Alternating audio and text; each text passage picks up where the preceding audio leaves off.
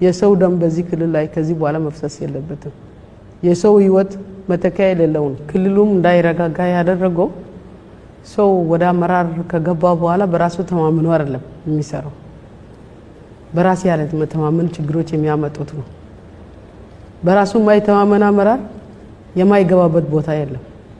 ወደ ተለያዩ ቦታዎች ገብቶ ጠንካራ ሰዎች እንዲፈናቀሉ የሚያደርግበት ሁኔታዎች አሉ። ያንን በቀጣይ እንግዲህ ይሄን አመራር ያስቀመጠው ፓርቲ ነው። ፓርቲ እየገመገመ በራሱ አፈጻጸሞች አሉ። በዛው አንዱ ክራይቴሪያ ይሆናል።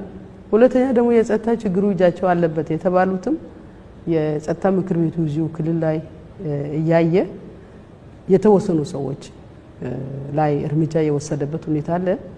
ቀሪ ካሉ ደግሞ እነዛን በቀጣይ እኛም በጥናት በምናገኘው መረጃ መሰረት የራሳችን እርምጃዎች